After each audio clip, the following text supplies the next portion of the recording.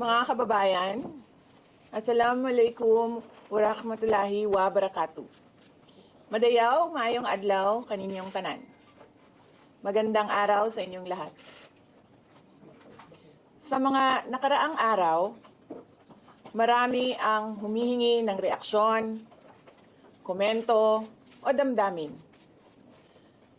Damdamin ko sa issue ng impeachment na naihain laban sa akin. Sa kabila ng aking mga naging pahayag ukol sa planong impeachment sa mga nakaraan na buwan, ang tanging masasabi ko na lamang sa puntong ito ay God save the Philippines. Bukod dito, nais ko na lang ipaabot ang aking taus-pusong pasasalamat sa mga kababayan na patuloy na nagdarasal, sumusuporta, nagtitiwala, at patuloy na nagmamahal sa akin. Manalig kayo dahil sa taong bayan ang tagumpay. Syukran. I know, right? Braille. 3 questions, no follow-up. Okay. Oh. How are you? Ay, ayoko na. I'm okay. You've seen the list of those who signed, ma'am? Oo. Marami doon, mga inaanak, mga kumpare, mga nanghiling suporta sa inyo. What's your reaction? Sabi kasi, ito lang daw basahin ko. Promise me lang, isa na yun. So, how are you preparing for this? We've already started preparing the moment Franz Castro announced the impeachment plans, which was November of 2023. So November of 2023, there were already lawyers doing their work for the impeachment. So, Ma'am? we leave it to the lawyers. Ma'am, Resignation is not an option. Resignation is not an option. Wala pa tayo doon, ma'am. Na masyado pang malayo yung mga ganyan na mga bagay. Nandun pa lang tayo sa pagbabasa ng actually, ma'am, wala pa tayo doon dahil yung mga abogado lang yung nagtatrabaho. Hindi ko talaga alam kung anong ginagawa nila. But I have a meeting with them. Going back to the president, do you believe the president said he has nothing to do with the impeachment? Do you believe that? I do not want to answer that question. Next. Ma'am, confirm po ba na si dating Pangulo Rodrigo Duterte isa sa mga abogado niyo para sa impeachment? I do not want to answer that question. Yes, ma'am. Nakikita niyo po ba na may hahalin tulad ng sitwasyon ngayon ng bansa sa 1984 ni George Orwell? I do not want to answer that question.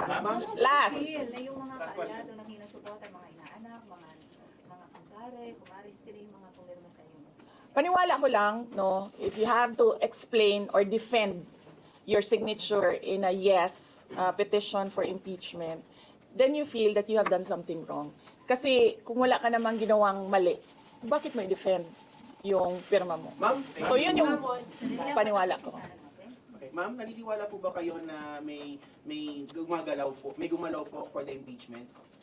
May gumalaw po na parang money involved? I do not want to answer that question. Yes. Ma'am, will you be endorsing senators, lalo na po sa PDP slates, especially that may possibility na mag-overlap yung trial sa next Congress? Hindi pa namin napapag-usapan kung ano yung gagawin ko for the upcoming campaign and election. Pero nasabi ko na noon na patuloy yung trabaho namin, and isa sa mga trabaho namin ay gusto namin tumulong sa Commission on Elections in voter education, particularly yung wag mo ibenta yung boto mo, wag gumamit ng dahas during campaign and election day, yung mga ganon. Ma'am, payo niyo na lang po sa ating mga kababayan sa nangyayari po ngayon sa ating bansa. Yes, sabi ko nga kanina sa statement ko sa ating mga kababayan na patuloy na sumusuporta, nagmamahal, nagdarasal, napakahalaga nun, ay manalig lang sila dahil sa taong bayan ang tagumpay. Bibing, anong nag-blooming daw patapos na mo yan? Nganong naakadri sa Manila na taga Davao man ka?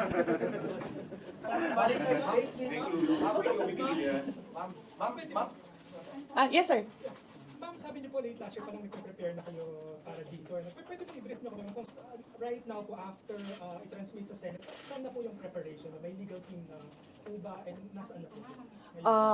Well, may meeting kami mamayang hapon dahil nag-meeting sila kahapon. Hindi ako sumali. So merong briefing, legal briefing mamaya ang mga lawyers. So I will know more this afternoon. How can you name some of the prominent members of your legal team? Pakikita nyo na yan pagpasok nila ng kanilang entry of appearance. Ma'am, tuloy po ang trabaho kahit may pinaghahandaan po kayo impeachment. Yes sir, opo. Kakatapos lang po ng planning conference ng Office of the Vice President. So we did it last Tuesday, Wednesday, and Thursday para po sa 2025 and 2026. So for 2025, may mga maapektuhan ba na programs ng OVP? Yes, nag-announce na kami no na wala kaming wala kaming burial and medical assistance dahil tinanggal yung line na yon sa budget. So hindi ka na pwede maglagay ng budget How doon. about the other programs, ma'am? Tutuloy siya. Yung event sa Ma'am, how tuloy po, ma'am. confident are you that you won't be convicted in the impeachment court? Wala pa tayo. Masyadong pang malayo yan, ma'am. Wala pa tayo. Hindi pa natin inaano yan. Ina-assess. Sa VP part, number one about part. impeachment, have you talked with Nagtanong ka na ba? Yes, but Kanina? O sige, ikaw. Ma'am, you said before na you're seriously considering to run for 2028. Now na may impeachment na, are you more decided to run in 2028? Okay. So wala pa tayo dyan. Wala pa tayo dyan. But nasabi ko naman di ba, paulit-ulit kung we are seriously considering that. But it's difficult to decide without numbers. So, kailangan malaman yung surveys and numbers. Sa next year pa yun. Oo. Pero ma'am, VP kung number sa one in tingin niyo ba, the Sir, nagtanong ka na? Sir, yes, sir. What are you concerned na yung possible consequence that you can be disqualified from public office kung magkaroon na ng conviction? Yes, sir. Oo. Alam ko po yung penalties ng impeachment. And the moment na nag-resign ako sa Department of Education, before ako nag-resign sa Department of Education, pinag-isipan ko na lahat yan. Ma'am, sa ngayon ba, masasabi ninyo na lalo pa kayong nainganyo na ituloy ang pagtakbo sa 2020 presidential election? Nasagot ko na ata yung kanina sa question ni Sir na nakaitim. Ma'am, number one in the articles of impeachment was your assassination threat to the president. Do you regret making that statement last week? I did not make an assassination threat to the president. ma'am, Sila lang nagsasabi niyan. Sila lang nagsasabi may assassination, sila nagsasabi may assassin, may gunman. I did not say that. Vice, last time, tinanong ko kayo if confident kayo sa numbers ng House. And sabi nyo, hindi kayo confident. And nagkatotoo nga. Ngayon sa Senate, you said na parang meron kayong confidence sa mga senador. So, ngayon, how do you feel about that? Do you still feel confident with the numbers in the Senate? Sandali, Mama. Kailan ko sinabi yun may confidence ako sa numbers sa Senate? Ano exact na sinabi ko? Sorry I cannot remember the exact words that I used. Parang medyo confident kayo with regards sa Senate, sa mga friends and allies nyo. Unlikely ako magsasabi ng ganyan ba? But I need the... I will answer that next Pero how time. do you feel now sa Senate? Medyo supposedly receive nila yung impeachment complaint the other day, pero nag-close sila kagad because of the last session. Well, that is their prerogative as a body, no? So, we have to respect the Senate kung ano yung desisyon nila. Dahil sila yung mga nandoon sa loob. So far you feel assured about your allies in the Senate? We haven't talked. I have not talked to my friends in the Senate. Wala. Last question. Ma'am, will you appear sa impeachment po court? kay Senator Ivy. Bakit? she's going to block daw the impeachment po, ma'am. Sabi daw po niya, she opposed to impeachment daw po. Bakit kaya? Maybe we should ask. Maybe we should ask her first. Bakit niya i-block yung impeachment? Ma'am, how do you feel po? Sabi ni DDM, hindi niya supportado yung impeachment. Pero number one na, unang-unang pumirma yung anak niya. Mukha. was consulted actually. He was consulted. Kasi sabi, ito lang daw basahin ko. May ang daming nagbabantay sa gilid. Nakausap niyo na ba yung father niyo after your impeachment? Wala pa. But nagpadala ako ng message through sa kanyang assistant and sinabi ko na, ano ba sinabi ko? Hindi ko maalala. I think I said, everything will be all right. Yun ata ang sinabi ko. His reply was a song. Ano po ba? MacArthur's Park. Oh, okay. So, nagpadala siya ng video na kumakanta siya. Have you read the complaint? Have you read? Hindi ko pa nabasa, ma'am, yung complaint. But I understand lahat ng mga complaints na na-file sa House of Representatives, nabasa na ng mga lawyers. Bakit sa pamilya ninyo kahit dating Pangulong Any may challenges po? pakiusap ba kayo? Sandali, Sarah. Sandali, Sarah. Ma'am, any challenges po na inaharap natin with regards sa preparation sa impeachment? Ang preparation, challenges sa preparations, but so far wala naman. Wala naman kaming lang kami, na-overwhelm kami kasi ang daming mga lawyers na nag-signify na tutulong sila sa defense. So, ngayon ay pinag-uusapan on how to go about it na makuha lahat ng kanilang commitment of support at makatulong din sila sa pag-iisip kung ano yung gagawin sa defense. Ma'am, kamusta po? Nagtanong ka na, ma'am? Wala pa, ma'am. Sige, ma'am. At least who will lead the defense?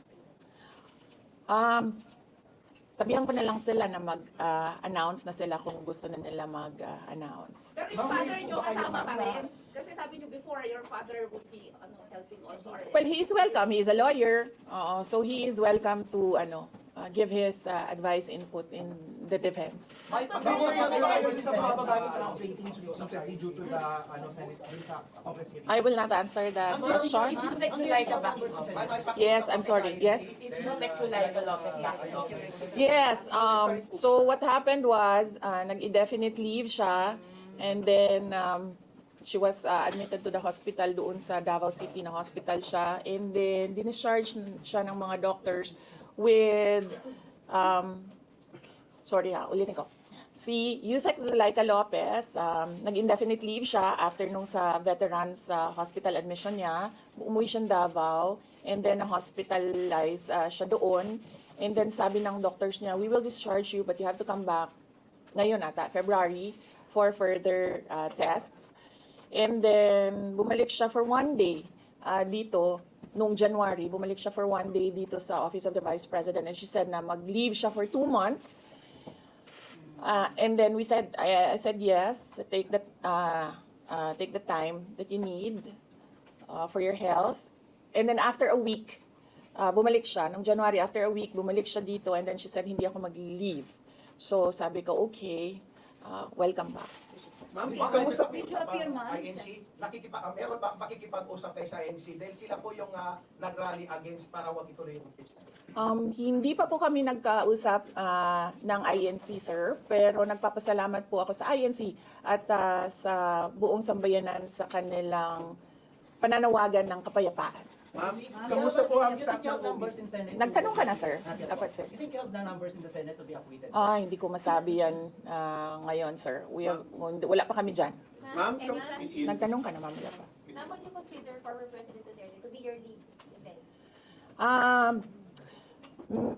He will, maybe if he wants to, he can be part of the defense team. But because of his age and because of rigorous preparations in an impeachment case, baka sabihin ko sa kanya na wag na lang siyang mag-lead dahil medyo may edad na si former President Rodrigo Duterte. He's already 80 years old this Ma'am, year. kamusta po ang staff ng OBP after they heard about the impeachment po, ma'am? Ano po naramdaman po nila na when you were impeached by the House? Ano po naramdaman ng staff ng OBP in general? Are they sad? Are they worried po ba, ma'am? Hindi ko alam nila, pinagtatawanan lang nila ako dito sa gilid kasi hindi daw ako sumunod. Sabi, basahin lang daw talaga ito. Ma'am, you will appear sa impeachment court, ma'am, if ever. Ha? Will you appear? Okay. Kung pwede namang hindi, and I understand, pwede naman. Hindi na. Oo. Kasi baka ma-intimidate lang sila lahat sa presence ko doon.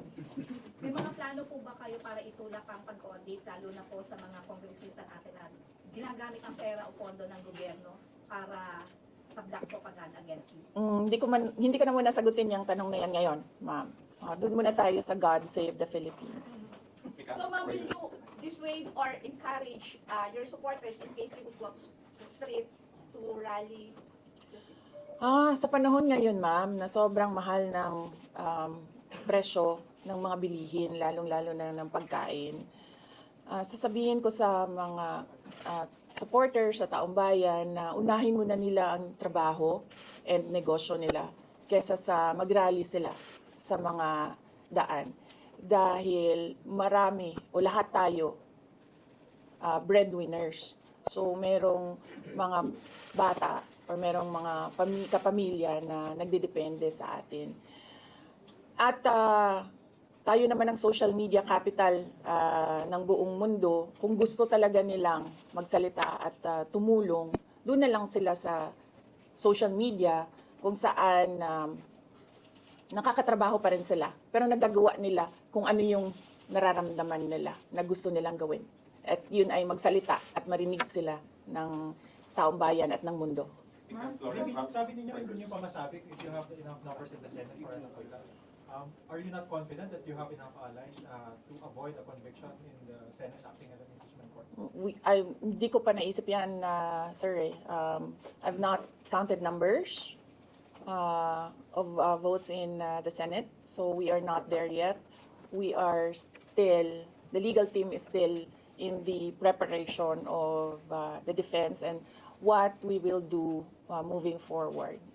Ma'am, do you feel betrayed? Maraming mga congressmen from Mindanao voted yes. 70%. Sorry for I mean, Do I feel betrayed? How do you feel ang daming taga Mindanao ng congressmen? Actually, ma'am, wala akong feelings. Wala akong feelings about it. Kasi, kung napapansin nyo, wala naman kasi talaga akong barkada na politiko. I don't join their circles. But we are friends, yes. But kung ninong at ninang lang ng mga anak, walang ninong at ninang na politiko ang mga anak ko. Oo. Maliban kay Stonefish, dahil nandoon si former President Erap Estrada. So, I don't move in the circle of politicians. Kaibigan, yes. But to say that meron akong close relationship, personal relationship with them, wala naman. Kaya siguro, ganyan din siguro kadali sa kanila ang magdesisyon about the impeachment. Kasi wala naman talagang something that is worthwhile sa aming pagiging magkaibigan. Last question. Ma'am, last on impeachment, nagkaroon po ba kayo ng prior information na may impeach kayo sa House under last session day? Or may nag-PM ba sa inyo? Naka-receive po ba kayo or may nag-tip sa inyo? Yes. Oo. Si JC. Si JC. Hindi siya natulog. Sabi ko sa kanya, matulog ka na, JC, kasi ang mangyayari ay mangyayari kay sera-sera. Diba? Ma'am, comment nyo lang po, ma'am. Alam ko matagal na ito, but the QC Prosecutor's Office ibinasura yung patong-patong na kaso against you. Yes. What was your initial reaction about that? And second po, any updates sa security details natin, ma'am? Tuloy po ba yung pag-hire po natin ng private security? Hindi ko na sasagutin yan, ha. Doon lang tayo sa God Save the Philippines. Okay. Ma'am, Okay. last na lang po ma'am on my end. Ma'am, you said God save the Philippines. Gaano na po kalala ang problema ng Pilipinas ever since na nagkaroon ng issue sa impeachment na ito? Parang ano po yung nakikita yung problem sa Philippines ngayon at bakit nila inuna itong impeachment na ito? Gaano kalala ang Pilipinas na pag-iwanan na tayo ng panahon at ng ating mga kapitbahay dito sa region at napag-iwanan na tayo ng mundo. Malala siya since na nagkaroon ako ng understanding. Kasi 1990s. Tapos, 1990s, magulo. Well, sa amin, magulo, sa Mindanao. And then, ngayon, nagbabadya ang gulo sa Mindanao. So, parang wala namang nagbago. So, malala. Sobrang malala. Dahil, kung nakakausap mo yung mga tao na arawan yung kanilang sweldo, yung pera nila hindi na talaga sapat para sa pagkain, para sa kuryente, para sa bahay, para sa tubig, para sa pag-aaral ng kanilang mga anak. At kung basehan natin yung pag-alis ng mga Pilipino sa sarili nilang bansa ay sobrang malala dahil sobrang dami ng ating mga kababayan ang pumupunta, nakikipagsapalaran sa ibang bansa dahil wala silang makita na pag-asa, wala silang makita na oportunidad dito sa ating bayan. Alam nyo, mas masakit pa ang maiwanan ng boyfriend o girlfriend kesa ma-impeach ka ng House of Representatives. God save the Philippines. Yes, we agree. God save the Philippines mula sa mga Duterte, lalong-lalo na kay VP Sara Duterte. At mangilabot naman si VP Sara sa pagsasabi ng God save the Philippines, ilang beses nga na hindi niya na-save ang DepEd mula sa corruption. Hindi nga niya na-save ang confidential at intelligence funds mula sa iba't ibang anomalya. Hindi nga niya na-save ang mga mangingisda sa West Philippine Sea.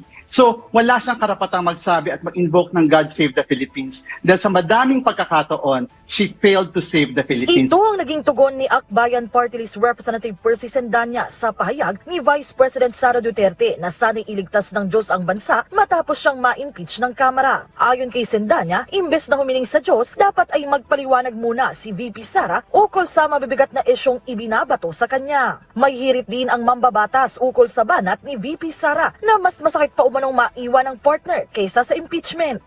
Gusto kong sabihin kay VP Sara, hindi ito usapin ng jowaan. Usapin ito ng public accountability at pananagutan. Yung kanyang statement na sinabi niya mas masakit maiwanan ng jowa kaysa ma-impeach, ipinapakita nun kung gaano kababa ang kanyang regard o pagtingin sa public service. Kung gaano hindi niya pinapahalagahan ang mandato ng taong bayan. Ang grupong Young Guns binatikos din ang umunoy pang mamaliit ng Vice Presidente sa impeachment. Hindi nila nagustuhan ang umunoy pag-iwas ni VP Sara sa pagsagot sa matitinding akusasyon laban sa kanya. Gate pa ni House Deputy Majority Leader Paulo Ortega, tila nabubuhay sa ibang dimensyon ang Vice Presidente. Mariinding pinuna ng Makabayan Bloc ang umunoy hindi maayos na pagsagot ni VP Sara sa mahalagang usapin. Ayon kay Surigao del Norte 2nd District Representative Robert Ace Barbers, may basihan at walang kapalit na anumang halaga ang naging pagsuporta nila sa pag-impeach kay Vice President Duterte. Halos 80% ng Kamara ang sumang-ayon dito, kaya't sumasalamin talaga anya ito ng boses ng taong bayan. Nagkaroon po ng consultation ng mga political parties, no? Sila po ay nabigyan ng kopya nitong complaint na ito, pinag-aralan, inanalyze po nila at pumirma po ang ibang mga membro na sumang-ayon po dito. At wala hong kapalit dito. Ito, ang issue po dito ay transparency, accountability, at saka rule of law. No? Yun ang ating dito. Kailangan magkaroon din tayo ng ng paninindigan na magkaroon ng hustisya. Alangan naman kung sasabihin ng tao na gusto nilang huhukayin yung lolo mo at itapon yung katawan sa West Philippine Sea. Sasabihin niya gusto niyang patayin ang Pangulo at ang First Lady na ang aking magulang at gusto niyang patayin ang Speaker. Ba't naman nagugulat ang tao na pipirma ako dyan? These are statements that can't be taken lightly, especially from someone with such a high position. So, nagtataka na nga ako kung bakit nagulat yung tao. Alangan naman kung sasabihin mo kukukain mo lolo ko. Of course, I'll be the first one to sign. That should come as no surprise. So that's why I was the first one to